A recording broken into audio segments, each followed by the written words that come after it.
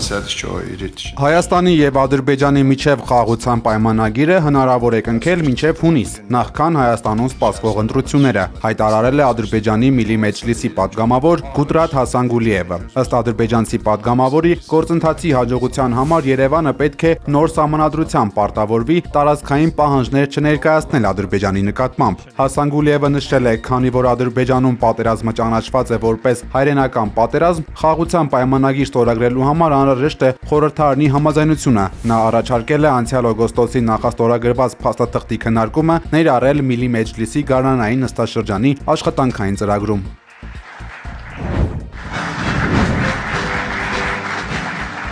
Newsweek պարբերականն անդրադարձել է ԱՄՆ նախագահ Դոնալդ Թրամփի միջնորդությամբ Հայաստանի եւ Ադրբեջանի միջև նախաստորագրված խաղաղության համաձայնագրին։ Ըստ պարբերականի, Թրամփի մոտեցումը, որը ժողովրդավարական արժեքներից վեր է դասում տնտեսական շահերը, Հայաստանին թողնում է մեկուսացված ու խոցելի Իլհամ Ալիևի ռեժիմի դեմ։ Պարբերականը պնդել է, որ այս փաստաթուղթը ոչ թե խաղաղության ուղի է, այլ դիվանագիտությամբ քողարկված կապիտուլյացիա։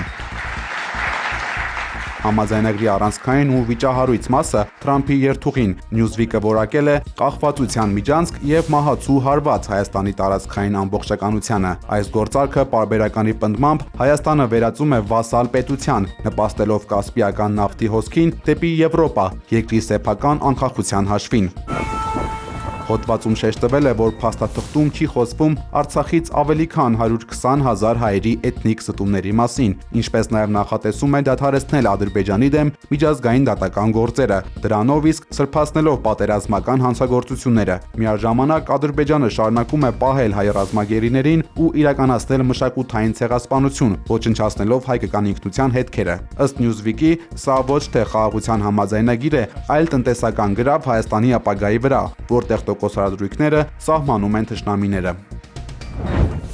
Ադրբեջանի սահմանադրությամբ այլևս անվավեր են համարվում Կարսի եւ Մոսկվայի պայմանագրերը, ըստ որոնց Նախիջևանը ստացել էր ինքնավար հանրապետության կարգավիճակ։ Սահմանադրության մեջ փոփոխություններ անելու վերաբերյալ նախագիծն ընդունվել է Միլի Մեջլիսի այսօրվա նիստում։ Նախիջևանի ինքնավար հանրապետության գործող սահմանադրության նախաբանում նշվում է, որ ինքնավարության հիմքերը դրվել են միջազգային պայմանագրերով 1921 թվականի մարտի 16-ի Մոսկվայի եւ 1921 թվականի օկտեմբերի 19-ի Կարսի պայմանագրերով, որոնք դեռ ուժի մեջ են։ Առաջարկվող նոր տարբերակում նշվում է, որ Նախիջևանի ինքնավար հանրապետությունը Ադրբեջանի հանրապետության անբաժանելի մաս է։ Նախիջևանի ինքնավար հանրապետության սահմանադրությունը հիմնված է Ադրբեջանի պետական անկախության վերականգնման մասին 1991 թվականի օգոստոսի 30-ի հռչակագրում, ինչպես նաև 1995 թվականի նոյեմբերի 12-ին համաժողովրդական քվեարկությամբ հանրաքվեով ընդունված Ադրբեջանի հանրապետության սահմանադրությունում ամրագրված սկզբունքների վրա։ Այս ամենից կարող են եզրակացնել, որ Կարսի եւ Մոսկվայի պայմանագրերը այլևս համարվում են անվավեր, եւ Նախիջևանը ճանաչվում է Ադրբեջանի հանրապետության մաս։ Նիկոլ Փաշինյանը փետրվարի 4-ին Աբու Դաբիում կմասնակցի Շեյխ Զայեդ հիմնադրամի մարդկային եղբայրության համար 2026 թվականի մրցանակաբաշխությանը։ Տեղեկությունը հաստատել է Փաշինյանի մամուլի խոսնակ Նազելի Բաղդասարյանը։ Հարցին Աբու Դաբիում վարչապետ Նիկոլ Փաշինյանի եւ Ադրբեջանի նախագահ Իլհամ Ալիևի միջև երկկողմ հանդիպում նախատեսվում է, Նազելի Բաղդասարյանը պատասխանել է, որ նման պայմանավորվածություն դեռ չկա։ Ավելի վաղ ադրբեջանական լրատվամիջոցները հայտնել էին, որ Իլհամ Ալիևը եւս մասնակցելու է մրցանակաբաշխությանը։ Նիկոլ Փաշինյանի մամուլի ծառայությունը հերքել է ադրբեջանական եւ թուրքական լրատվամիջոցներով տարածվող լուրերը, թե Երևանում նախատեսվում է անցկացնել LGBT շքերթ։ Թուրք լրագրող Օկայ Դեպրեմը, ով նախկինում բազմիցս աչքի է ընկել մտածածին տեղեկության հրապարակմամբ, այս անգամ գրել է, որ Հայաստանի վարչապետը հավանություն է տվել 2026 թվականի ապրիլի 7-ին LGBT միջոցառման անցկացմանը։ Նման հաղորդակցությունները չեն համապատասխանում իրականությանը, հայտնել է վարչապետի մամուլի քարտուղար Նազելի Բաղդասարյանը։ Ըստ նրա լրատվամիջոցների նպատակը հասարակության բևեռացումն է եւ պետական ինստիտուտների նկատմամբ վստահության թուլացումը։ Տարբերակներ չեն քննարկել։ Դատարանը մերժել է Արցախի 5-րդ նախագահ Սամվել Շահրամանյանի հայցը ԿԳՄՍ նախարարության եւ Հայոց պատմություն 9-րդ դասարանի դասագրքի հեղինակ Նժդեհ Հովսեփյանի դեմ։ Սամվել Շահրամանյանը պահանջում էր զրպարտություն համարել եւ հերքել դասագրքում տեղ գտած այն տեղեկությունը, թե իբր ինքն է ստորագրել Լեռնային Ղարաբաղի Հանրապետությունը լուծարելու հրամանագիրը։ Շահրամանյանը պահանջել էր պարտավորեցնել հրապարակային բոլոր եղանակներով, այդ թվում կրթական ծրագրի միջոցով տարածել հերքում այն մասին, որ դասագրքի գրքի Լեռնային Ղարաբաղի հարցը միջազգային ասպարեզում վերադարձ պատերազմին գլխի այդ հատվածը կեղծ է եւ չի համապատասխանում իրականությանը։ Որ մեր համար առաջնահերթություն է։ Պետական սահմանն ապօրինի հատելու փորձի դեպքի առթիվ կա նախաձեռնված քրեական վարույթ 7 անց կալանավորված է։ Այս մասին հայտնել են քննչական կոմիտեից։ Ավելի վաղ հայտնի էր դարձել, որ օրեր առաջ Բանգլադեշ երկրի մի խումբ քաղաքացիներ փորձել են Հայաստանի կողմից ապօրինի հատել Իրանի հետ պետական սահմանը։ Ազգային անվտանգության ծառայողները հենց սահմանին նրանց ձերբակալել են։ Առայժմ պարզ չէ, թե ինչ նպատակով են նրանք փորձել ապօրինի մուտք գործել հարևան Իրան։ Հարկ է նաև նշել, որ կալանավորված խումբը Հայաստան է ժամանել օրինական ճանապարհով։ Պետական եկամուտների կոմիտեն միջազգային գործընկերների հետ համագործակցությամբ բացահայտել է թմրամիջոցների մաքսանենգության դեպք։ Օպերատիվ տվյալների համաձայն օրերս Նիդերլանդների քաղաքացին Վիեննա-Երևան չվերթով ժամանել է Հայաստան, իր հետ մաքսանենգ եղանակով տեղափոխելով թմրամիջոցներ։ Ռենտգենային զննմամբ նրա որովայնի շրջանում հայտնաբերվել են օտար մարմիններ, նա տեղափոխվել է Արմենիա բժշկական կենտրոն, որտեղ մարմնից դուրս է բերվել կոկային տեսակի թմրամիջոց, ընդհանուր 845 գրամ քաշով, 50 պատիճով։ Փաստի առթիվ օտարերկրացին ձերբակալվել հետագա օպերատիվ միջոցառումների արդյունքում բացահայտվել են նաև թմրամիջոցների ներկրման եւ իրացման մեջ ներգրավված եւս 2 անձ, որոնք ձերբակալվել են Երևանի հասցեներից մեկում։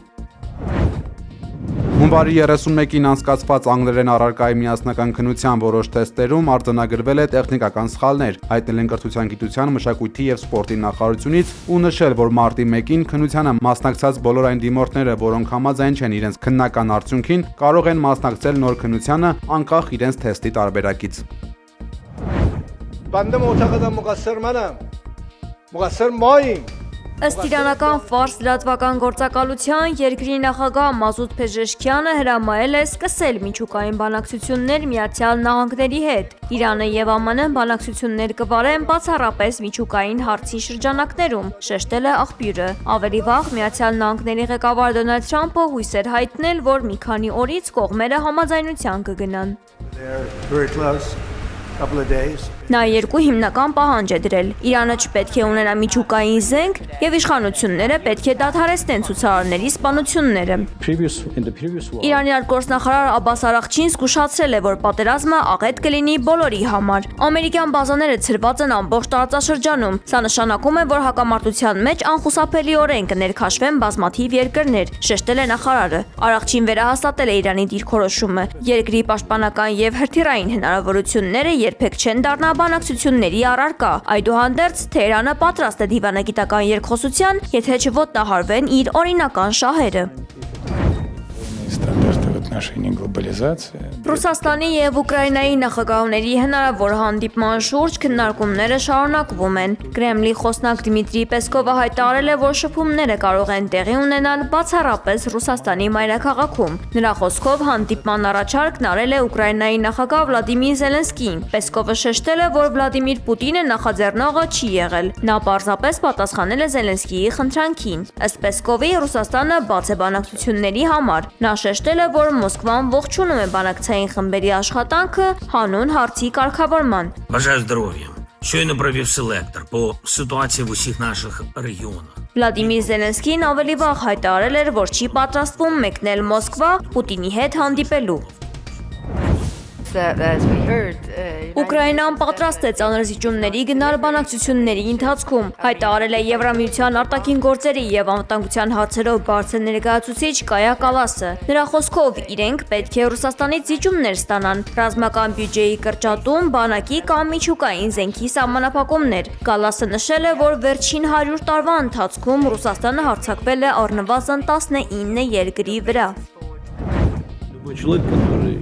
Ռուսաստանը շահագրգռված չէ գլոբալ հակամարտություններով, ասել է Ռուսաստանի անվտանգության խորհրդի քարտուղարի տեղակալ Դմիտրի Մեդվեդևը։ Նա հայտարարել է, որ Պուտինը չի կարող բացառել միջուկային կոճակը սեղմելու հնարավորությունը։ Յուրաքանչյուրն ով համաձայնել առաջնորդվել եւ ընտրվել է միջուկային տերության նախագահ, չի կարող բացառել դա։ Հակառակ դեպքում նա պարտավոր է հրաժարական տալ, ասել է Մեդվեդևը հարցազրույցի ընթացքում։ Наши ядерные силы, стратегические ядерные силы развивают. Միջուկային զենքը չափազանց վտանգավոր է, բայց եթե երկրի ճակատագիրը վտանգված է, ոչ ոք չպետք է կասկածի, որ Ռուսաստանը կօգտագործի այն, շեշտել է նա։